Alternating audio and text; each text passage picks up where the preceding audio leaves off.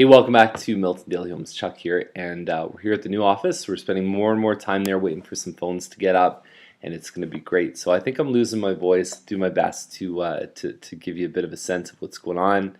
The first one up is 1350 Main Street, number 405.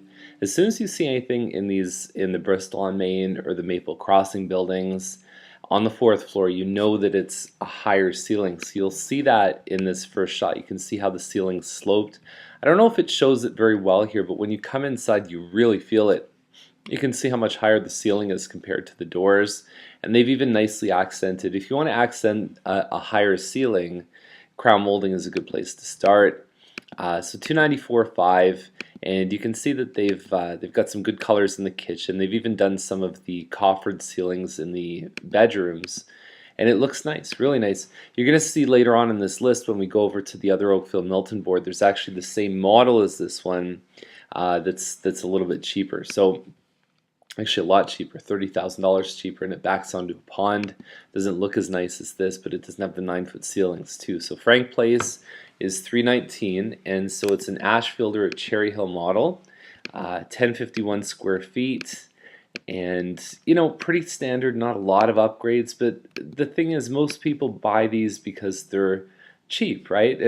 Inexpensive. There I go using the cheap again.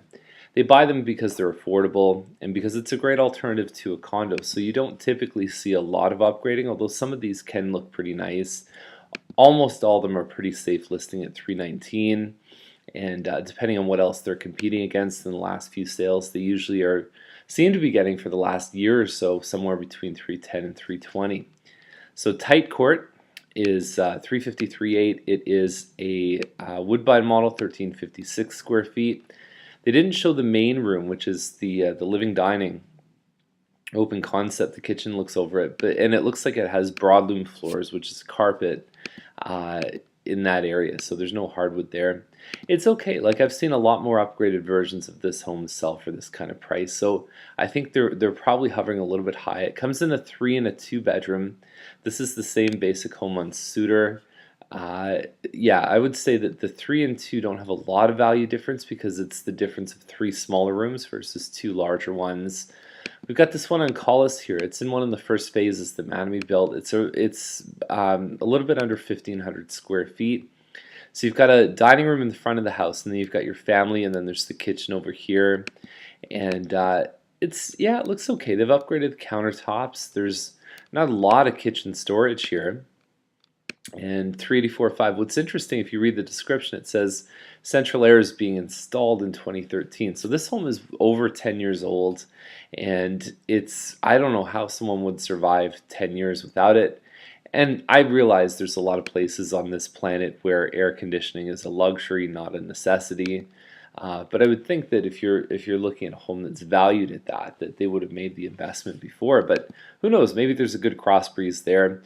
Tupper is $389, 1,850 square feet, and at this size, you could find Manamy homes that are selling for $430, $390. The street's a little bit busier. The finishes aren't quite as fancy from this builder, but I think they really went out by having the finished basement. I think this is a good deal for a townhouse, for the ability to park 2 cars. Finished area here at $390. I think it's one of the better deals out there on the market. It's very, very strong. Hamilton Crescent is $415. It's 1,580 square feet. So compare this one. This one's 300 square feet smaller without a finished basement, and they're asking this kind of price. It seems a bit high. They've relisted, so it's come back on the market, I believe, at the same price as it was before. Having no grass in the backyard can sometimes be something that can turn away certain buyers. So it can be a polarizing thing, much like pools. So generally, it's a good idea to have some kind of grass in your yard when you are selling. And it's a pretty good floor plan. There's laundry upstairs, pretty good sized principal rooms, and it looks like there's hardwood throughout the main floor. Now, Brandon Terrace is $419, and it's under 1,500 square feet. It's really close to the highway, and I have no idea why they're asking $419. I don't see anything in this listing that would lead me to believe it's worth anything close to that. Wakefield's kind of an interesting one. So if we look at the aerial view for Wakefield, you'll see that this is the actual pool. When we go into the pictures, you can see that there's little pathways there. So I'm not really sure what's actually owned by this property. If it's something where if it's on a wedge shape, it says it backs onto parkland, but there's homes surrounding here. The other thing that people generally want to know if they're looking at Wakefield is there's a cemetery over here. So depending on how you feel about that, it's just something to be aware of. It's a good enclave of homes, though. There's a lot of, I think, intrinsic value. Just south of there are basically like $1 million houses if they're in good shape. And so good central location. They've done some updates inside too, and you've got 2 full bathrooms, one upstairs, one in the basement, and that hammock sure looks nice. So this one gets a passing grade. A little tougher to value because it doesn't have a garage. It's not a very big house, but I think the pool plus the house and possibly the lot size definitely make it one worth considering, and it compares pretty well to what we've seen in Dorset Park. In fact, some of them aren't even looking as upgraded as this one that have sold at that price. Now, Bennett Boulevard is 483. It's a Wyndham corner with a finished basement, 1835 square feet, and actually quite nice. Basic, right? But I would say that a nice renovated version of this home, we've seen it sell for 518. 530. So there's been some big sales for this model recently with a finished basement, and that can't do anything but help these guys. And like I said, the upgrades aren't there, but I'd rather take something like that and put some money into it and turn it into my own 520 home and maybe land somewhere around the low fives and maybe make a bit of profit. McGuire's about 1,900 square feet with a finished basement. There's no it looks like there's no hardwood here. The 9-foot ceiling's good. It's got a finished basement. It seems a little bit high to me, but maybe if it's dressed up well, if the decor is nice and the kitchen's nice, they might have a shot. There's no photos there. Turner is 529. You're looking at a 4-bedroom. You got a bit of wainscoting, some pot lights, stainless steel appliances. It actually seems okay. I mean, it looks like it's got all the pieces someone would want. The 4 bedrooms, the finished basement, good solid family house. The siding may turn away some people, but ultimately it looks like it's got some good curb appeal. Fitzgerald is a really interesting one. So we've got an in-ground pool here. We've got the finished basement, got the dark cabinets. I don't know why the builders wouldn't have extended these cabinets. To me, they just look low. They just look like they need to have more height to them. Even if they continued this little bulkhead over here and then put them right up to the bulkhead. White appliances. Usually if you're over 6, most people, unless you have something where you just don't like fingerprints on stainless steel, that's generally the standard that most people look at. It looks like they've upgraded the bathrooms there. And then you got that finished basement. There's your money shot. So it's an on-ground pool, which doesn't give as much value. Generally, pools don't return very well. We're talking generally the averages are somewhere between 25 and 50% of what you paid, you actually get back. So it's on ground, which means they dug down about 3 or 4 feet in the ground, halfway between an in-ground and above ground. But they've built a deck ground. I say it looks like it's a nice impression. Again, having a bit of grass definitely helps with the pool, and you buy more for a long term. If you're going to purchase a pool and put it in, you buy mostly with the consideration you're going to be there for a while, because the return on investment is so low. Bigger Heights is just under 2,600 square feet, and it looks okay. But I would say that I'd much rather look at something like Fitzgerald. It's a bigger house. It's got a finished basement. The stone and stucco tends to be something that attracts people. It's got a great curb appeal and impression. It seems a little high to me. Marley Crescent is right at the same price here. 2,350 square feet, so a little bit smaller than the previous one. It has a finished basement.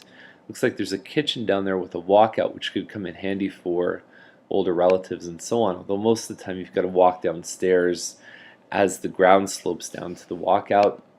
They've done some decent upgrades inside, but the real showcase on this one, they have bidet too, by the way. You don't see that often, is the forest behind. So I've got clients who are neighbors on the street, and that forest looks absolutely unreal. The walkout basements, it's very cottagey. It's really nice. And this model with a finished basement and a walkout, forgetting about the forest, probably sells in the high fives anyways. So you add that in, they're probably not that far off. Let's get to the second list, and so we start off on the Wakefield board at this one at Ferguson. 1450 square feet, 3-story, really no backyard functionally. The Kermit the Frog Green, I don't know if it's a real power color for the listing. The photos are a little bit dark, but it's one of the larger homes that you'll find of this style at the 330 mark, and you've got to pay the extra $60 a month for garbage and snow removal in this complex. So it is a freehold house, but it has something called POTL, which is parcel of tied land. It means that you do own the house and the land and everything else. You're responsible for windows and roof. The only thing is you just pay a shared fee so that you can get your garbage picked up and everything is removed in the winter. So good value for the price. It's pretty good value. Maple Avenue 205. This is a Hampton model. It's the same one that we saw at 294.9. This one's 264.9. It's on the second floor. Not quite as upgraded, a little more basic inside, but really the same floor plan. And they back onto a pond. And I mean, unless the ceilings are really important to you, this one actually seems like a pretty good deal. The other one called it a 1-bedroom plus a den, and then these guys are actually calling it a 2-bedroom without a den. So really the true definition is there a closet in it or not. That would determine if it's a den or a true bedroom. We've got this one on Appaloosa, which is at 1.4, and you got your fancy gate there, and the house looks nice. There's no doubt about that. I mean, there's nothing wrong with this house. I would say for what you can buy, around, like if you think about Brookville and Campbellville, do you pick up a home between 800 and $1 million and really start spending the dough and making it something special? Something about 4,000 square feet with an extra 2,000 below. It's about 6,000 square feet of total living space.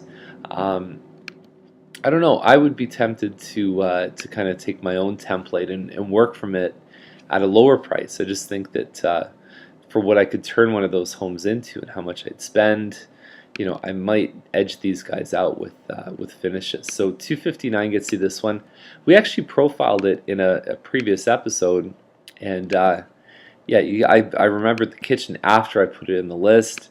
259, it's okay. The same message as before. Is I think that the issue with this one is that you'd have to put enough money into it to bring it even up to like an average level that it might put you at 280 or 290, which is probably on the higher side of what this one would sell for. We've seen 4 bedrooms even this year sell, or even late last year sell for something like 260, 270. So it's closer to the steels, so you get a little bit more industry around. You have to be careful if you're backing onto Ontario or not with a home like this.